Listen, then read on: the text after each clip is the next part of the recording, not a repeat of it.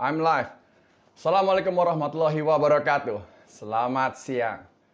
Teman-teman semua, hari ini saya ingin berbagi yang harusnya seorang atasan dan seorang bawahan itu perlu didapatkan.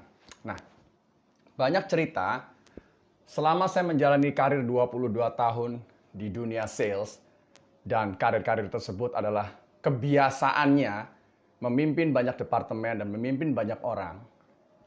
Ada benang merah yang saya lihat, yaitu kok kita kalau hire orang dianggapnya sudah berpengalaman, tahu-tahu di tempat kita nggak perform. Nah, perkenalkan sekali lagi, nama saya Ikrar. Jangan panggil gue Bapak, panggil gue Kak, atau panggil Ikrar aja, karena kita umurnya beda-beda tipis. Nah, dalam satu sesi 1 jam ke depan, saya tergerak untuk berbagi leadership yang selama ini saya jalankan. Kita banyak melihat bahwa kok kalau kita berharap dari orang baru yang datang ke perusahaan kita, wah, kok ini orang baru ini kok nggak perform ya? Nah, terus atasan melihatnya, saya itu hire kamu, harusnya kamu memberikan sesuatu loh. Nah, terus yang bawahannya, iya, saya pengalaman Pak waktu di interview nih. Recall ya kalau masih ingat ya. Pas di interview, Bapak jangan khawatir. Pengalaman saya di dunia pengiriman, di dunia FMCG, wow, keren. Banyak Pak, Bapak hire saya, tinggal dapetin semuanya. Nah, paradigma kayak gini loh yang bahaya. Ingat ya, sebuah perusahaan itu kan punya culture ya, punya budaya.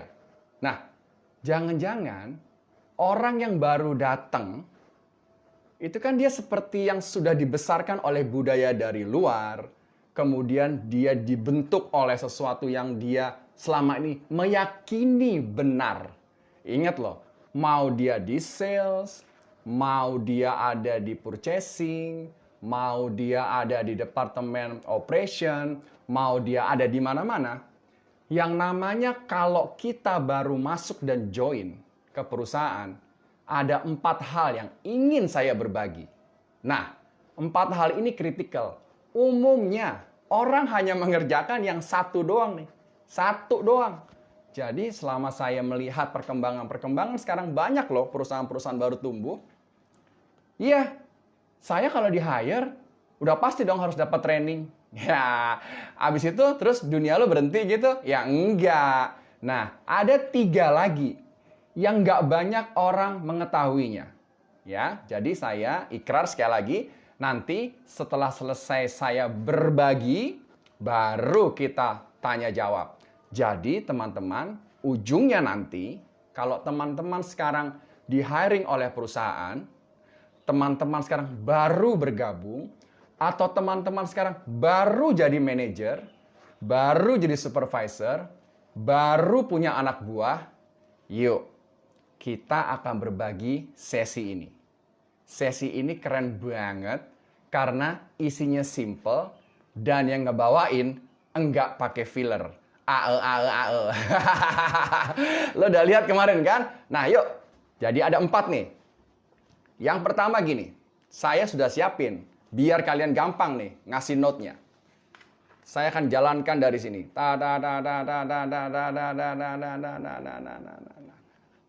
Jadi, kalau kita sebagai orang baru di perusahaan, ya, yang udah-udah itu pasti orang akan, yuk, kami trainingin dulu. Kami trainingin dulu. Betul nggak? Nah, gini ya, saya kasih tahu ya. Training memang wajib. Karena apa? Jangan sampai kita pada saat kita nih ngomong sama orang lain, ngomong sama pelanggan, ngomong sama orang luar, kita punya produk di challenge orang. Terus kita gelagapan. Jangan sampai. Training itu isinya bukan melulu soal produk. Bukan. Saya ngelihat kok selama ini lu dicokokin oleh training produk-produk. Bukan. Training juga bagaimana, yuk culture di perusahaan ini gimana. Diajarin juga dong, kasih tahu dong. Nah, yang namanya produk sama culture itu nanti ngebawa orang. Kalau ngobrol dengan orang di luar organisasinya, itu orang itu nanti akan punya confidence yang tinggi. Banyak saya lihat loh, yang namanya orang punya confidence yang rendah-rendah itu kalau udah bicara di depan orang, langsung biar pet. Malah yang paling serunya adalah, kok ada ya orang yang dia ngomong tentang produknya sendiri, ulangi ya, dia ngomong tentang produknya sendiri, kok bisa loh produknya itu di-challenge sama orang lain. Dan yang challenge menang. Oh my God, itu kan harus diajarin bahwa orang yang namanya ngomongin produk dan jasanya, kalau training lo bener, ulangi ya, kalau training perusahaan kita bener, orang baru masuk nih, terus di-trainin bener, nggak boleh loh ada yang namanya kompetisi, nggak bisa. Kompetisi nggak boleh terjadi sama orang yang men-challenge produk kita.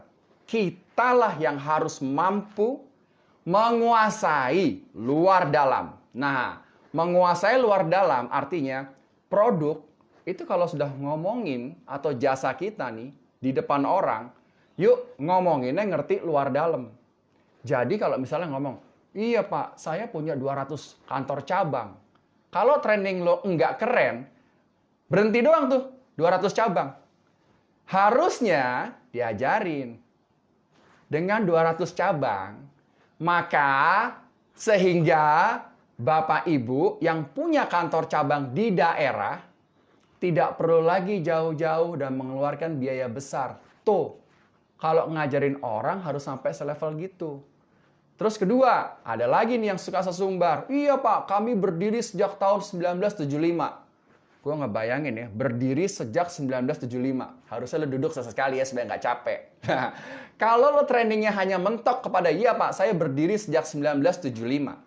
Tapi lo nggak diajarin, manfaatnya apa bagi yang dengar? Training itu harus ngajarin kita. Kalau lagi ngomong, yes Pak, perusahaan saya berdiri sejak tahun 1975. Sehingga kami adalah satu-satunya perusahaan yang paling banyak pengalamannya, misal di bidang logistik. Jadi Bapak dan Ibu, Anda deal dengan orang yang tepat. Nah, itu loh yang disebut dengan trainingnya yang benar. Karena kalau trainingin orang tidak sampai militan, percaya deh, begitu orang-orang kita di luar sana ngebawa brand kita, maka dia akan gini, oh gitu ya Pak ya, kompetitornya lebih hebat ya Pak ya. Wah, iya deh Pak, kalau gitu saya permisi pulang dulu Pak, nanti saya ngomong ke atasan. Oh my God, gue sering lihat banget yang kayak gini. Sering banget lihat yang kayak gini. Nah, jadi yuk ngobrol sama orang bagian training kita. Mas, gimana caranya? Saya punya tim nih, anak baru, itu militan. Militan tuh artinya kalau dia udah di depan orang, dia sudah bicara dengan orang di luar organisasi perusahaan ini, bicaranya kayaknya itu run to his blood. Wah, langsung masuk ke nadi, masuk ke nadinya. Jadi nggak ada yang bisa challenge dia. Kalau dia di-challenge, dia akan bilang, Pak, saya yang tahu produk saya. Makanya saya mau bicara dengan Bapak. Produk saya ini akan mampu Pak menghemat, wah udah keren tuh, akan mampu Pak menghemat 20% biaya pengeluaran di bagian purchasing Bapak selama ini. Nah, itu loh kalau yang namanya training, ini masih nomor 1 ya, masih ada 4. Kalau yang namanya training, kita bisa ngebuat orang kayak gitu militannya. Waduh, itu perusahaan udah keren banget. Biasanya perusahaan-perusahaan yang memang sudah bergerak terlalu lama, sudah 20 tahun, 10 tahun ke atas, sudah mulai. Nah, saya mau berbagi nih dengan perusahaan-perusahaan yang baru-baru bergerak. Seperti startup teman-teman saya, kemudian baru membuka usaha-usaha CV. Jangan lupa, trainingin orang kita sampai benar-benar dia bisa ngomong bangun tidur. Nggak perlu dulu dia sadar, dia ngomong hal yang keren soal perusahaan kita. Jangan salah, selama saya memimpin, selama saya punya anak buah, yang pertanyaan paling sering saya suka tanyain adalah, bisa tolong sebutin nggak? Apa sih keunggulan perusahaan kita? Lo diem. Begitu orang ini bisa menyebutkan, misalnya, keunggulan perusahaan kita tuh ada 7 misalnya. Dia bisa nyebutin 7 tanpa dia mikir, paling enggak trainingnya bener. Paling enggak trainingnya bener. Yang belum dalam adalah, kalau dia udah bisa ngomongin 7, dia ngomongin nggak manfaatnya ke orang. Nah, tanda tanya lagi nih. Jangan nanti trainingnya sebatas ngasih tahu nih produk ini, spesifikasi ini, bla bla bla. Tapi nggak pernah diajarin. Nggak pernah kalau habis ngomongin tentang produk, jangan lupa ngomongin manfaatnya. Teman-teman, kita selalu loh kalau interview kerja, ingat nggak interview kerja? Bilangnya apa? Pak, nanti saya kalau diterima, saya ditrainingin nggak? Nah, kalian ikut kelas sesi saya siang ini, ngomongnya akan banyak nanti. Ngomongnya adalah bukan lagi dari sesi trainingnya. Maka kalian akan, Pak, nanti saya kalau udah diterima kerja, pada saat saya probation, saya akan dapat training, akan dapat 2, 3, 4. Tunggu, nanti saya kasih tahu. Nah, gini teman-teman. Training itu pentingnya adalah untuk membangun yang namanya mindset. Mindset dan keyakinan terhadap produk dan jasa yang dijual. Nah, training ini nggak bisa sembarangan. Training ini harus benar-benar di samping dia bisa secara verbalnya, menguasai produknya, luar dalam, bidang yang dia kerjakan luar dalam, harus juga diberitahu nantinya dalam sesi yang kedua. Oke, ini gue mau kasih tahu tentang sesi yang kedua. Misalnya nih ya, gue ngelamar nih, perusahaannya gede. Pas interview gue udah ngomong, Pak, nanti saya di training dulu kan? Kan omongan kita seperti itu. Terus yang interview juga ngomong, tenang Pak, pasti orang baru di perusahaan kita trainingin. Kan biasa janjinya begitu. Biasa kan? Begitu janjinya. Nah, begitu sudah ditrainingin, masuk nih orang, masuk, ditrainingin sih emang, ditrainingin. Abis itu dia bingung. Nah, saya ngasih tahu yang nomor 2. Yaitu abis lo trainingin orang, yuk biasain kita ini namanya. Nih, gue kasih tahu. Mentoring orang.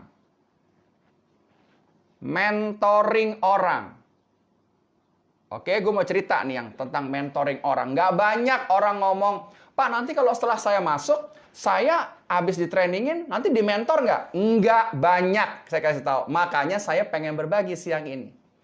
Mentoring itu levelnya, kalau lo udah di-trainingin, udah dicekokin di kepala kita nih, produk, jasa, segala macam dicekokin di kepala kita, udah dimasukin semua, terus baru gini. Nih, sini, saya kasih tahu. Sini, Mas. Udah training ya kemarin? Udah, Pak. Apa aja produk kita? Ngomongnya nggak pakai jeda. Waduh, udah mantep. Apa aja yang diperlukan? Ini. Kita ada di mana aja? Ini. Waduh, udah seneng. Jangan seneng dulu. Jangan lu seneng dulu. Dites yang namanya mentor. Mentor itu adalah gampangnya nih bahasanya.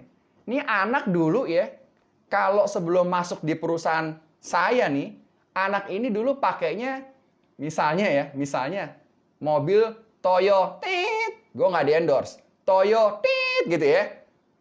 Terus begitu masuk, nanti dia akan jual BM, tit. Nah, yang namanya mentor, ulangin nih, yang namanya mentor nomor 2 setelah tadi training, anak yang biasanya pakai Toyo, tit, terus kemudian dia beralih, dia harus jual yang namanya BM, tit. Lo harus kasih tahu, Mas, cara buka pintunya, kalau dulu sampean pakai kuncinya panjang kan? Yang ini kagak. Yang ini cukup lo tempelin doang. Kok? Dia akan kebuka. Oh gitu, Pak. Ya. Terus, kalau lo udah duduk, zaman yang lo sebelum masuk perusahaan kita, lo pasti joknya diginiin doang nih. Ngek.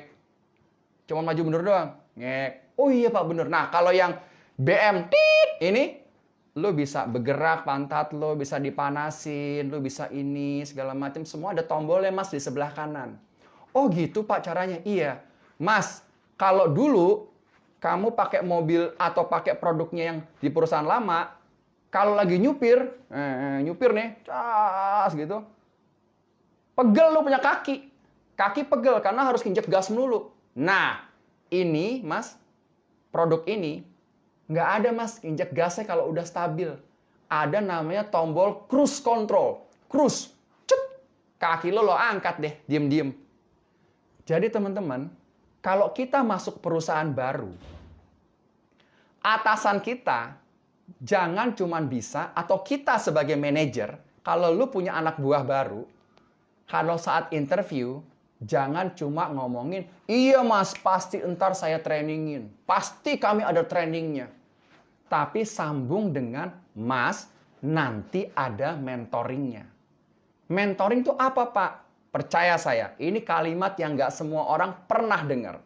Tapi kalau kita bisa menyebutkan dengan sederhana, nggak perlu rocket science, nggak perlu bahasa akademis, ngomongnya gini. Jadi mas, nanti setelah kami kasih tahu produknya, setelah kami kasih training mas soal bagaimana spek produk dan jasa kita, apa yang kita punya, terus kita kasih tahu mas caranya. Nah, caranya apa Pak? Cara jualannya, cara masukin sistemnya, cara kalau ngomong sama pihak luar, cara kalau ini, cara kalau ini, cara ini, cara ini. Nah, itu yang benar. Jadi kalau teman-teman nanti masuk ke perusahaan baru atau lagi interview dengan usernya yang terakhir, kan ada tuh namanya end user. End user kan ada kan? Nah, jadi end user tanyain, jadi Pak kalau ntar saya diterima nih, kalau saya nanti diterima, saya dapat training kan? Dapat. Berapa lama Pak trainingnya?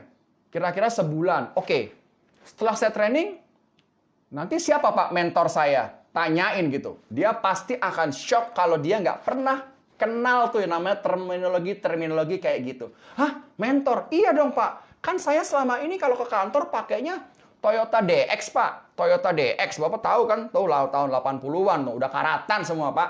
Sekarang saya dikasih Toyota Fortuner Pak. Gimana saya masuk mobilnya Pak? Kuncinya aja kagak ada. Nah, jadi teman-teman yang namanya mentor itu penting banget bagi orang baru yang masuk ke perusahaan. Jadi atasan harus sebagai juga mentor. Karena nanti kebanyakan nih, saya sedih sekali kalau tiba-tiba saya kecurhatan teman, bilang, bro, gue nggak lanjut lagi bro. Kenapa? Gue di PHK, dipecat. Hah? Kenapa dipecat? Iya, gue dianggap nggak perform. Serius lo? Iya. Kenapa lo bisa gitu? Lo udah ditrainingin? Udah ditrainingin, udah. Lo udah dimentorin belum? Mentor. Kagak. Gue abis training nih, selesai nih hari Jumat. Seninnya gue udah disuruh ke jalan, bro. Gue udah disuruh jualan, gue udah disuruh ketemu orang, gue disuruh ngomong. Karena atasan gue bilang, udah lu di jalan aja, nanti lu akan belajar dengan sendirinya. Jangan, guys. Kita itu fungsinya nih, fungsinya atasan atau manajer langsung.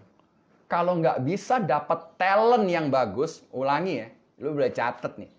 Kalau nggak bisa dapat talent yang bagus, artinya anak buah lo yang bagus, itu kan recruiting ya. Lo harus development dia. Nah, develop ini yang gue mau omongin sekarang, tahapannya ada 4. Kalau develop orang ya, develop. 1 tadi trainingin kan? Trainingin. 2 lo mentoring. Jadi lo kasih tahu caranya dulu nih. Nah, udah nih dikasih tahu caranya. Begitu dia dikasih tahu caranya, sekali suruh praktekin. Oh, udah oke nih anak nih, udah ngerti nih caranya. Oke, kalau gitu besok jalan deh. Disuruh jalan ya, keluar. Atau besok mulai deh operasiin, atau lo mulai deh koordinasi dengan departemen lain. Ini anak udah dapat bekal ya. 1, bekalnya adalah trainingnya dia, yaitu tentang produk, tentang pengetahuan, tentang segala macam.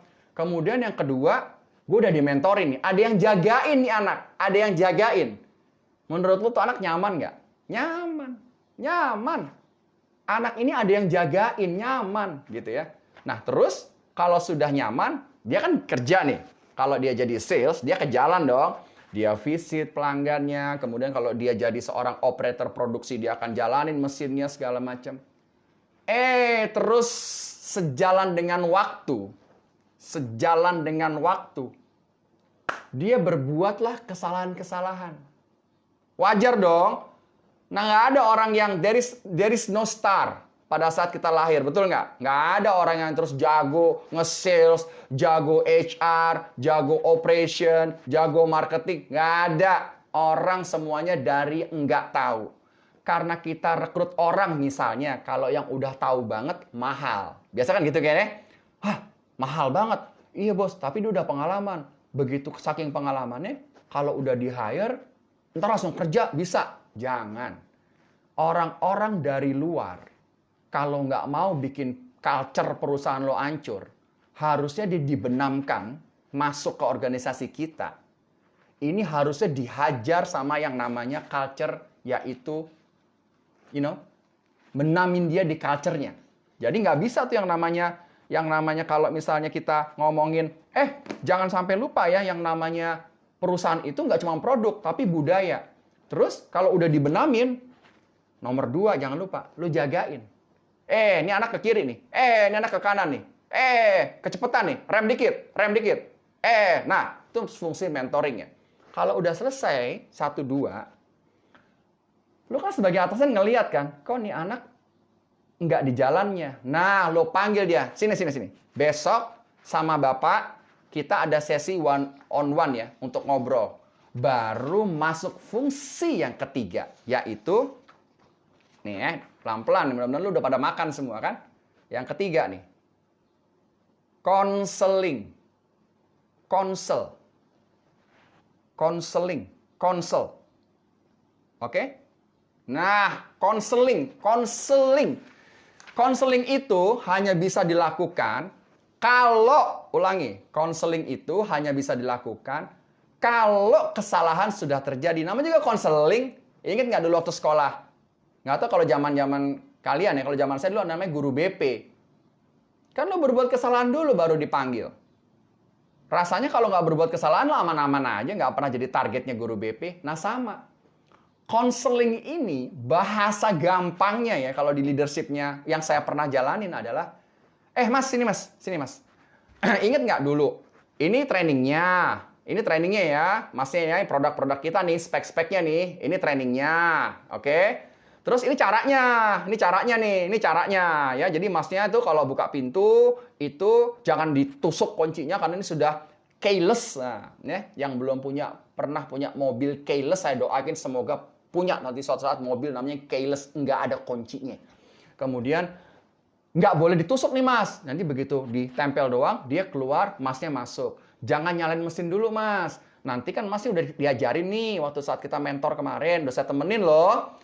Harus injak dulu koplingnya, baru putar, ini ada tombolnya, dia akan nyala dengan sendirinya. Nah, udah diajarin nih.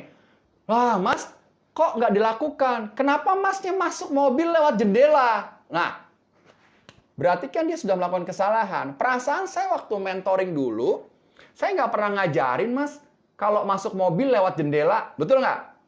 Oh iya, Pak. Harusnya saya kan nggak boleh lewat jendela, Pak ya. Harusnya saya SOP-nya mengatakan kalau saya mau masuk ke mobil atau kalau saya mau nge-sales, saya harus research dulu, Pak. Betul. Jadinya apa? Jadi kalau saya di depan pelanggan, Pak, saya nggak langsung nembak. Pak, jadi gimana? Produknya apa aja? Harusnya kan lu bisa lihat produknya di mana? Di websitenya. Lu bisa lihat di Mbah Google. Lu bisa lihat yang namanya produknya orang itu di semua sosial media. Unless kita males.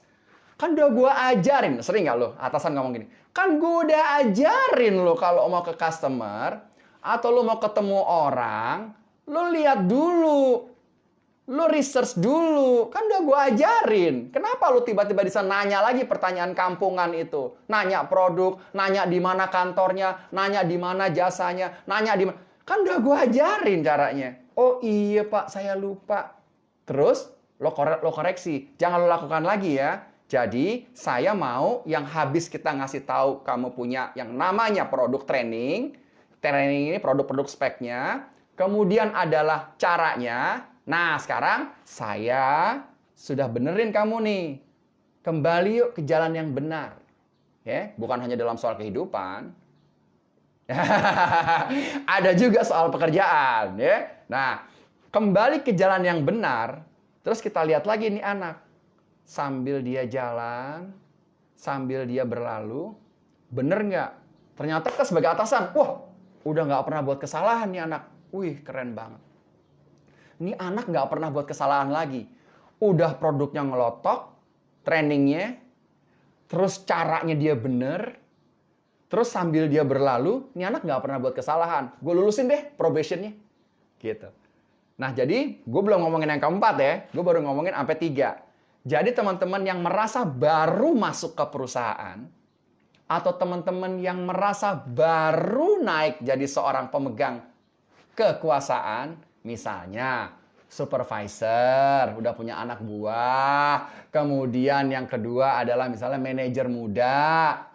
Ingat yang 3 hal tadi. Kalau jadi bawahan, tanya pada diri sendiri dan atasan. Kalau lagi ngobrol, Pak, saya mau nanya Pak ya. Bukan soal gaji Pak. Kalau saya sudah dengan atasan, saya nggak ngomongin gaji. Saya tuh kalau ngomongin kayak gitu-gitu, kan udah dengan HRD kemarin. Jadi saya sudah nggak akan ngomongin gaji saya lagi. Saya udah puas Pak, pokoknya saya mau berkontribusi. Pertama Pak, training saya dapat ya Pak? Iya dapat. Besok kamu mulai training. Oke, berapa lama Pak? 1 minggu? 1 minggu Pak, siap. Pak, nanti setelah saya training, yang jagain saya sebagai mentornya siapa, Pak? Oh, saya. Bapak sendiri? Oh, gitu. Aduh, saya senang banget, Pak. Karena saya percaya Bapak nanti akan ngasih tahu saya caranya. Ingat loh, kalau lu sebagai atasan, udah ngomong, gua akan mentoring lo. Berarti, someday nih, kalau anak ini berhasil, kita dapat nama. Betul nggak? Kan gua yang ngajarin. Toh, wih, dia sekarang kalau ngomong gape loh, gua yang ngajarin. Itu bekas anak muridnya Bim tuh, ngomongnya nggak belepotan. Nah, wih, dia kalau nge-sales sekarang asik loh, ngomongannya nggak pertanyaan kaleng-kaleng, nggak pertanyaan basic-basic, pertanyaannya high level, next level. Nah kan udah gue yang ngajarin, kan gue kasih contoh. Dia nggak pernah buat kesalahan loh. Dia nggak pernah merugikan perusahaan gara-gara SOP terlanggar loh. Kan gue waktu itu dia pernah. Gue balikin. Gue kasih tahu, hati-hati ya. Lu kalau mau jualan, lu kasih dulu yang namanya caranya. Ini SOP-nya nih. Lu nggak bisa main tabrak-tabrak aja. Gue ingetin nih. Caranya dulu kan gue ajarin inget. Nah, udah nih ya. 1 udah lo kasih tahu trainingnya. 2 udah lo kasih tahu caranya, mentoringnya. 3 udah lo kasih tahu kalau dia berbuat kesalahan lo balikin konselingnya. Sekarang yang keempat. Yang keempat, ya. Nggak apa-apa yang barusan telat masuk aja dulu. Bentar ya, izinkan kakak minum dulu. Ada air jeruk hari ini. Gue tahu lo pengen banget. Kita kan juga manusia. Daripada gue gini-gini, entah kalau ada yang gue dijaprik lagi. Anjir seger banget. Gok seger banget sumpah. Nah, thank you ya to my wife yang udah bikinin. Tadi udah apa? Pertama nih, training. Atasan bawahan perlu nanya.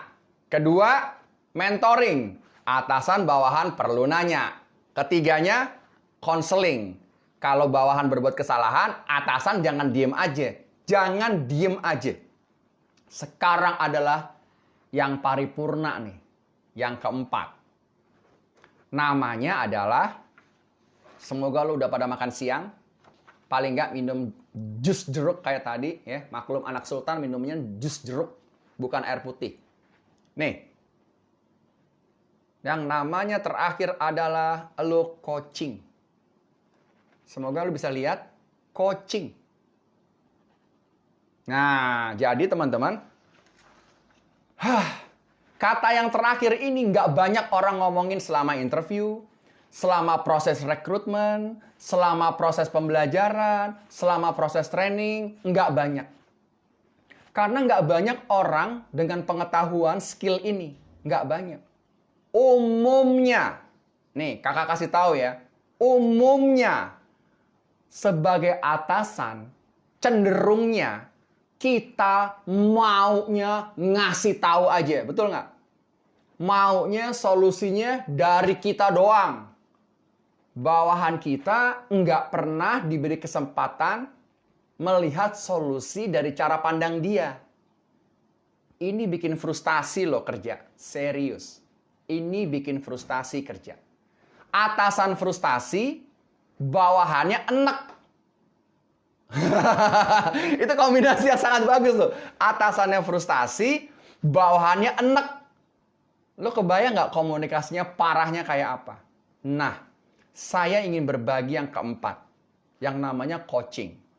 Jadi, sebelum keempat, saya ulang lagi. Karena saya lihat ada 3.000-an nih yang join. 1, kalau lu barusan join sama perusahaan, jangan lupa trainingin orang. Minta, itu hak kita. Yang jelas training luar dalam. Praktekin. Kedua, lu minta mentor gue siapa. Pastiin lu ada yang jagain.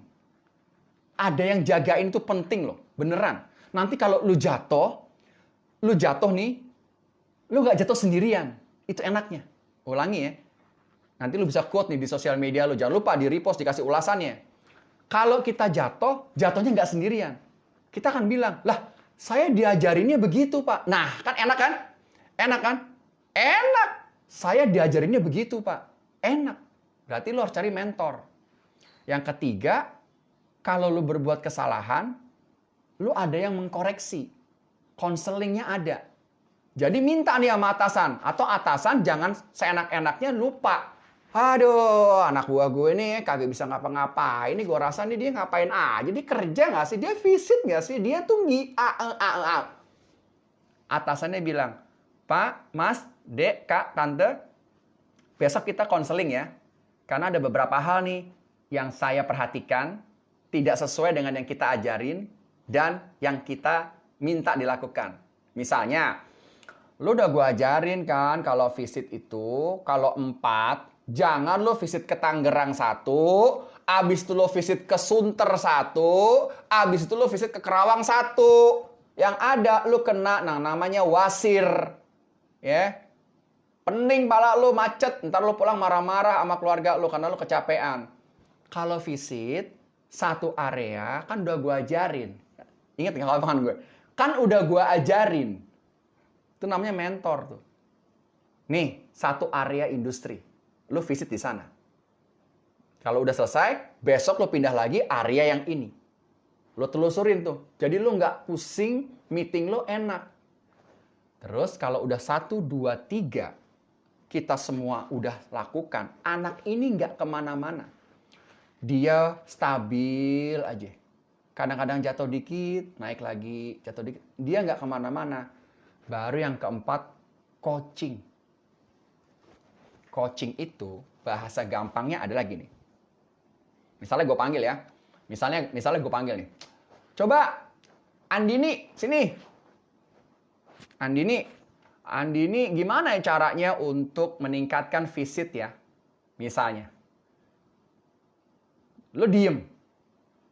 Karena Andini ngomong nih. Andini ngomong.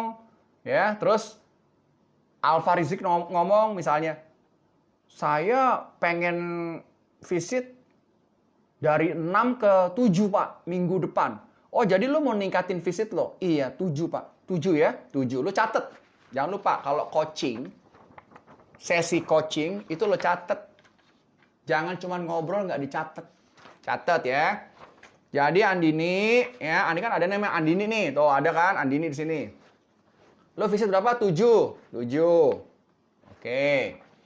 Nah, caranya gimana Andini lo naikin visit lo? Gitu.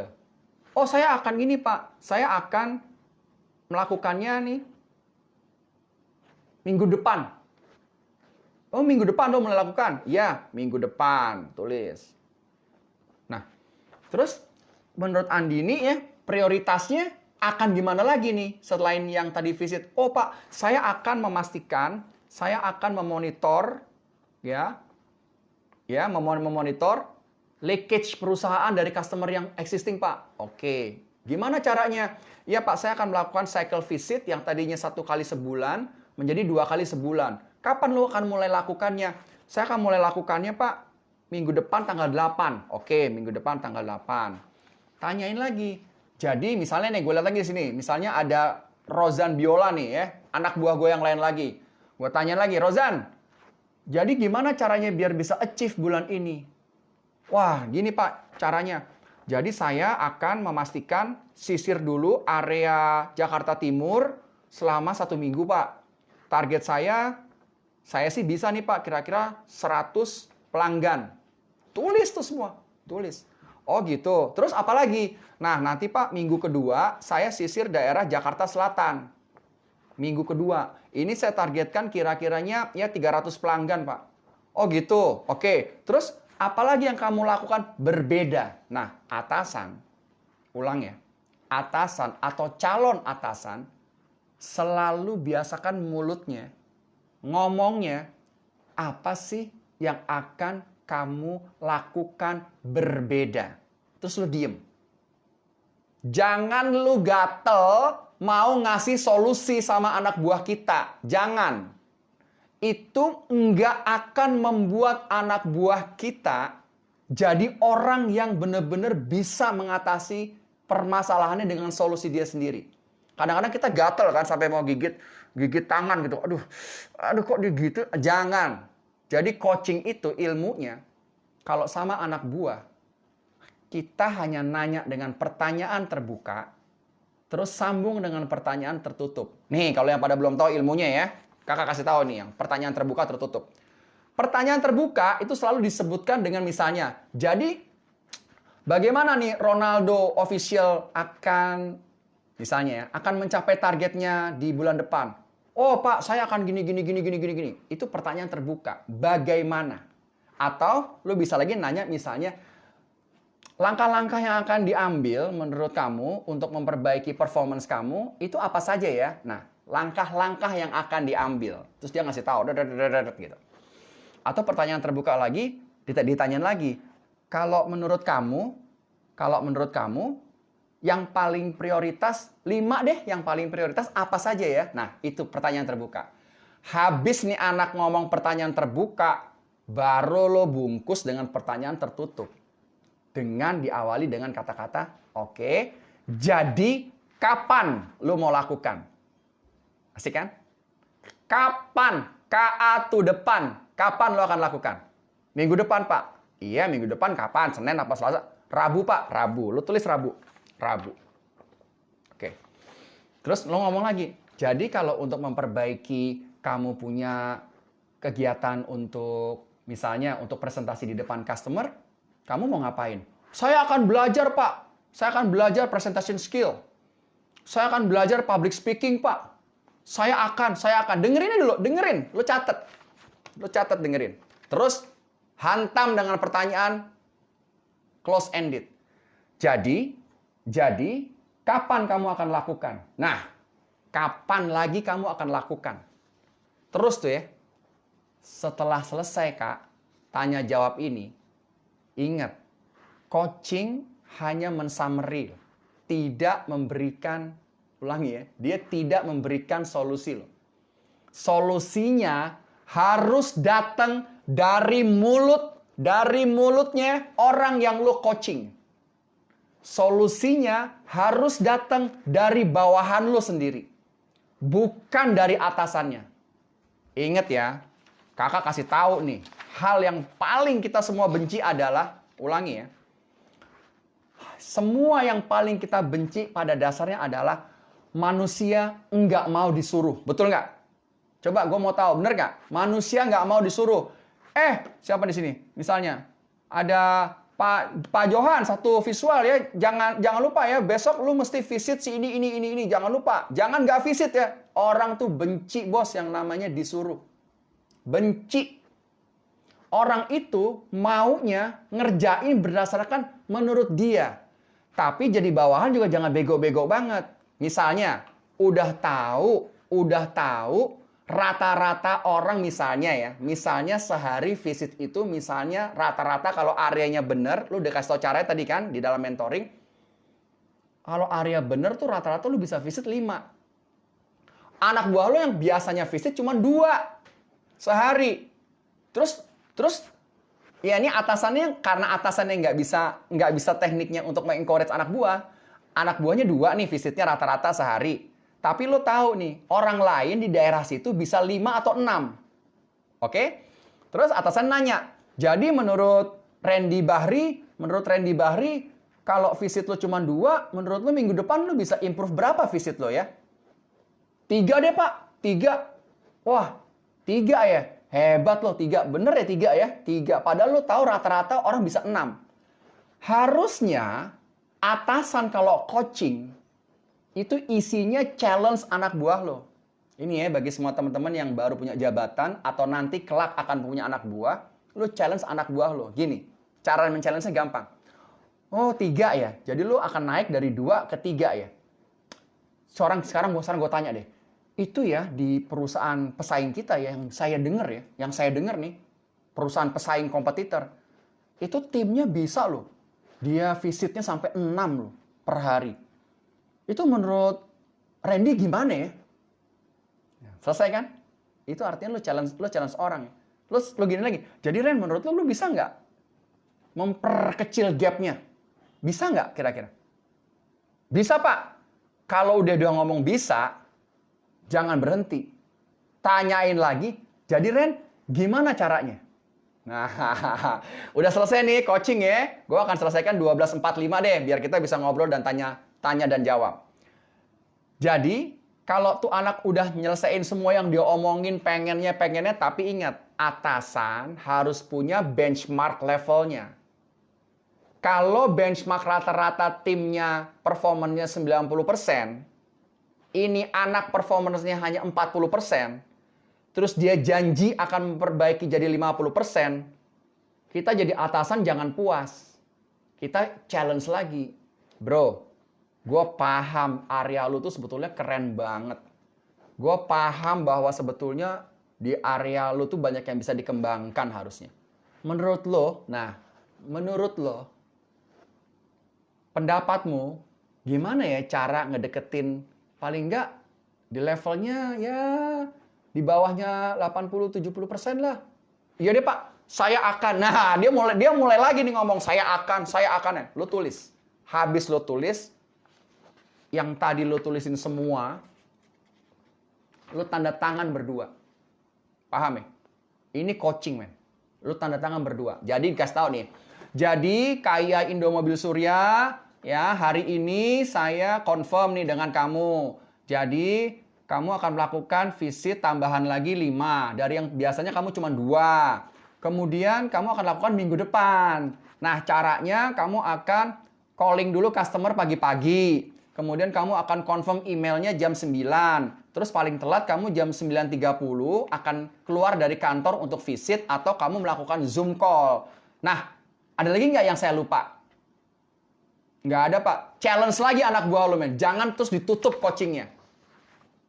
Rasanya ada deh yang perlu kamu sampaikan lagi deh. Coba diingat-ingat lagi deh. Apa ya yang mau diperbaiki? Coba deh, ingat-ingat lagi deh. Kamu tuh bisa loh lakukan sesuatu yang berbeda tuh kira-kira apa?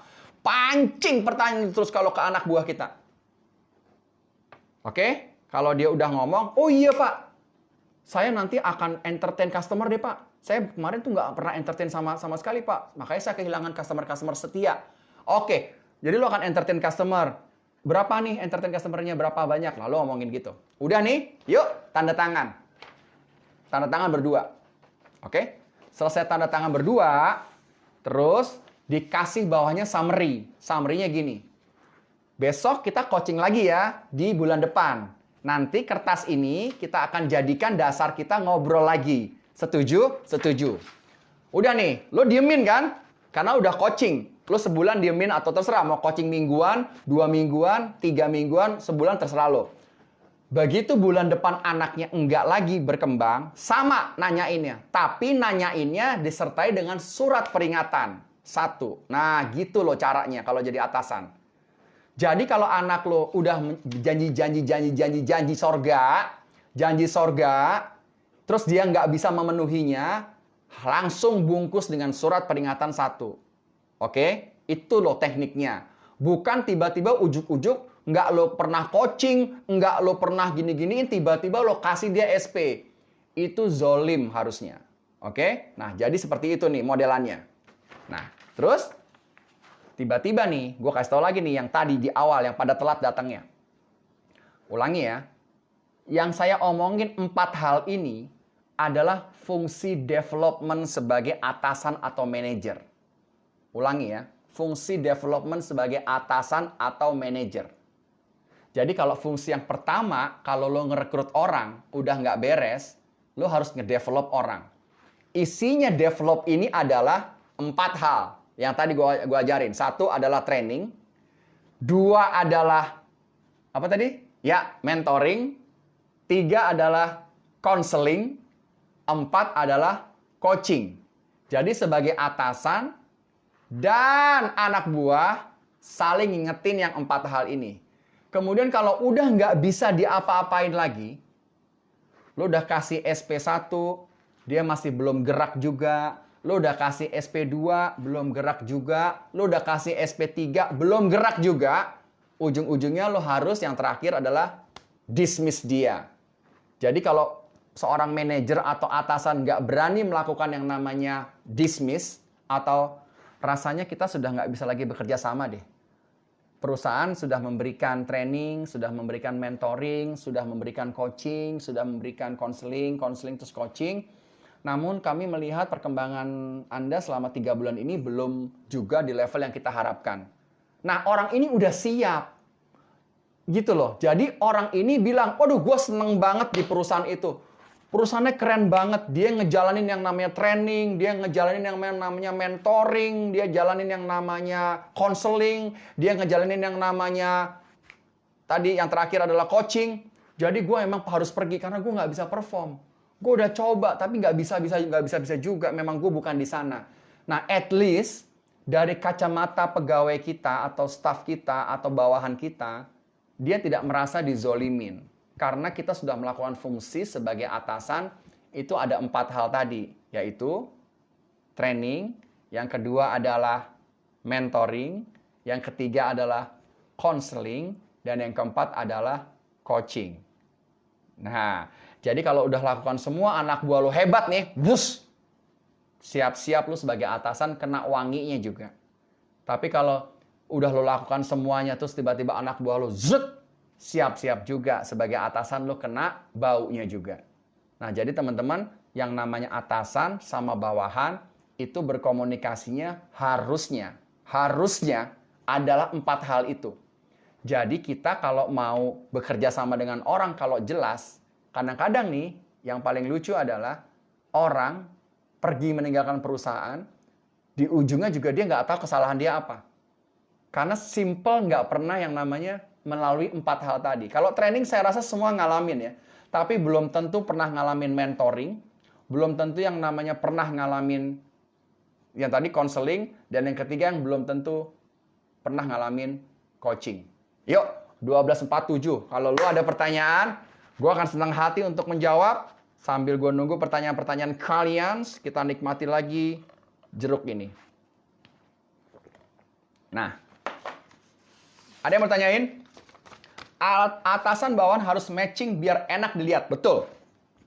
Atasan bawahan harus matching biar enak dilihat. Bukan hanya enak dilihat, tapi enak sebagai image dan branding.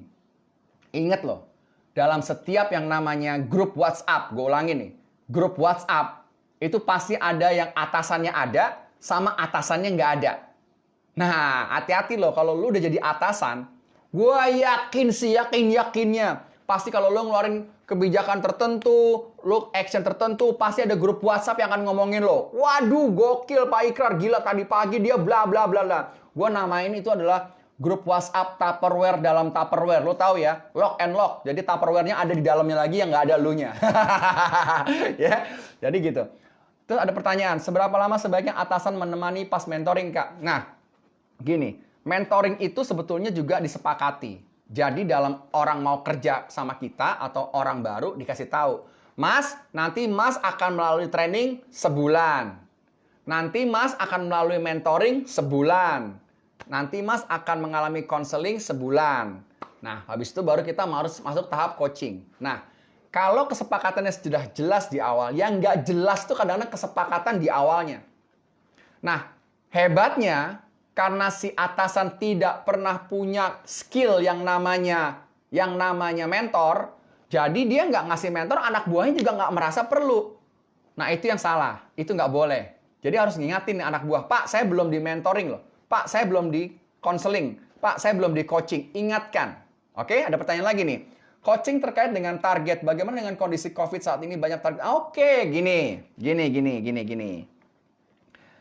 Kick off 2019-2020 kemarin, nggak ada satupun perusahaan yang, hey antisipasi ya, besok tahun 2020 akan ada pandemi COVID. Nggak ada, saya kasih tahu. Orang ngomongannya apa? VUCA, 4.0, revolusi industrinya, kemudian digital, disruption, betul nggak? Nah sekarang, kalau ada perusahaan yang tidak adjust targetnya, kalau menurut saya sih, nggak nginjek bumi. Sekarang ini, orang Jack Ma aja bilang kok, Kita tuh dalam survival mode. Jadi selama sekarang targetnya sudah bisa menutupi namanya OPEX, nih bahasanya bahasa agak-agak tinggi ya, mudah-mudahan lo ngerti nih OPEX, Operation Expense, yaitu gaji bulanan kita, sewa gedung, kemudian sewa, makan minum di kantor, air, listrik. Nah jadi teman-teman, kalau kita jadi bawahan di masa pandemi begini, lo boleh kok ngobrol sama atasan lo fair to fair. Atau kalau ada town hall, seorang CEO-nya ngasih town hall, boleh kok lo nanya, Pak CEO, di zaman sekarang COVID begini, berapa sih Pak sebenarnya yang membuat kita bisa bertahan? Lo boleh kok nanya. Nggak ada sekarang orang yang masih memegang target 2019 di set buat 2020. Nggak ada, saya kasih tahu. Kagak ada. Kecuali lo di bagian industri telekomunikasi. Pasti lo malah adjust target. Target lo udah langsung dinaikin tuh. Segini nih gapnya nih, segini. Atau lo di bagian farmasi atau industri kesehatan vitamin tuh segini secara targetnya. Di luar industri itu lo nyusruk. Nah, jadi teman-teman bener banget kalau ada pertanyaan harusnya bagaimana target, harusnya komunikasinya sudah terbuka sekarang antara atasan dan bawahan di minimal berapa untuk menutupi yang namanya OPEX. Ingat loh. Perusahaan itu hancur lebur kalau cash flow-nya hancur. Ya, jadi itu kata-kata kuncinya tuh. Yuk, siapa lagi pertanyaannya? Ada lagi? Benar, bisa survive saya sudah cukup. Nah, jadi kalau teman-teman nanti bisa nih mengendalikan ini semua, nah kita nih kan sebagai bawahan juga perlu dong. Kita perlu misalnya, aduh Pak, saya seneng deh. Saya sejak jadi atasan, anak buah saya oke. Jadi kalian bisa jalan nanti ke Amsterdam. Ya nggak? Aduh, senang Pak jalan-jalan ke sana. Semoga COVID-nya udah nggak ada. Iya. Ini gara-gara kenapa lu bisa jalan-jalan ke Amsterdam? Gara-gara Pak, anak buah saya achieve Pak targetnya. Wah, alhamdulillah. Siapa yang ngajarin? Gue Pak yang ngajarin. Nah, senang. Terus bulan depan lagi lu tiba-tiba dapat lagi proyek baru. Lu bisa jalan-jalan lagi ntar. Lu bisa jalan-jalan lagi nanti kemana nih? Ada yang tahu nih kemana nih? Ini benderanya apa? Jerman. Ya, lu bisa ke Jerman. Nah, jadi teman-teman jadi sales itu atau jadi apapun di perusahaan harus jelas yang 4 faktor tadi. Karena ini nanti ujung-ujungnya, nanti teman-teman bisa merasakan nih. Bisa merasakan kenikmatannya. Nah, kalau misalnya teman-teman juga nanti tiba-tiba ya, tim kita nih dapat proyeknya atau dia tiba-tiba membuat suatu hal yang efisiensi. Nah, teman-teman juga harus senang. Karena apa? Kita jadi bagian. Nah, ini ada pertanyaan nih dari satu visual. Pak, apakah sebagai atasan sebuah divisi harus lebih memihak ke bawahan? Atasan sebuah divisi, ya, harus lebih memihak ke bawahan atau menjadi mihak perusahaan. Nah, gini. Misalnya ketemu anak buah yang baru masuk tapi sukanya entertain customer. Gini. Saya selama jadi pimpinan di berbagai perusahaan, saya selalu jelas tuh di awal. Saya kasih tahu aturan mainnya. Aturan main. Salah satu aturan main tuh gini. Mas, Kak, kamu kan baru di sini. Saya harus kasih tahu. Tadi kan ingat kan ada training, ada mentoring. Berarti saya kasih tahu nih di bagian mentoring. Mentor tuh ngasih tahu ya. Ulang, mentor tuh ngasih tahu. Setiap level di kita punya yang namanya budget untuk entertain. Oke? Jadi yuk gunakan budget entertain ini untuk sebaik-baiknya. Sebaik-baiknya gimana tuh Pak? Kasih tahu lagi yang jelas. Gini, kalau dalam 1 bulan, misalnya nih bulan Januari, customer kamu yang hebat banget kasih pembelanjaan, di bulan Februari wajib kamu entertain. Paling setidaknya 1 atau 2 customer. Gitu misalnya. Nah, atau di departemen mana yang hebat banget performance-nya, operations, marketing, support, wajib. Nah, ini langsung wajib di-entertain. Namun, gunakan lagi budget entertain-nya untuk misalnya, kamu lagi mau targetin customer yang memang big fish nih. Customer yang memang revenue portofolionya gajah. Portofolionya dahsyat. Alokasikan nih buat entertain mereka. Nah, jadi kalau kita jadi atasan ngasih tahu tuh yang benar, itu bagian dari mentoring. Terus kasih tahu, nih ya, gue perhatiin ya. Nah, ini bagian kontrol ya, atasan ngasih tahu gini.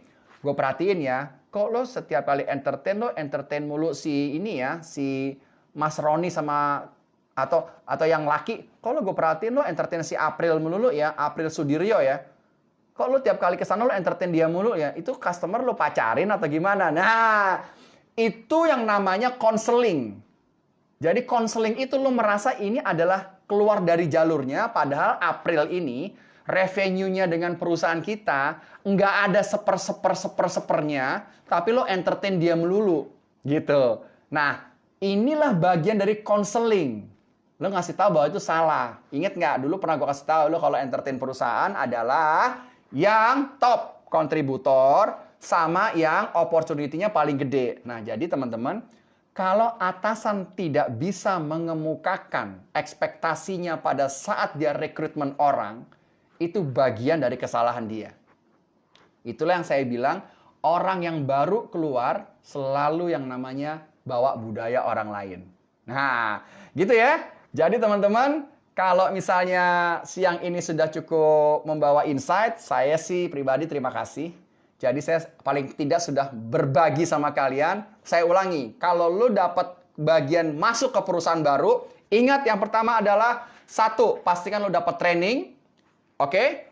2, pastikan lu dapat mentoring. Yang ketiga, pastikan lu pernah di konseling. Jadi ntar lu nggak berantem. Salah saya apa, Pak? Salah saya apa, Pak? Saya nggak pernah dikasih tahu. Pastikan.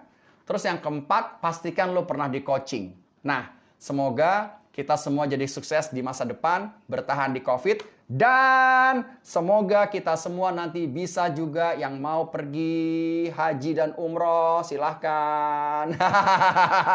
Yang mau ke negeri Cina, silahkan.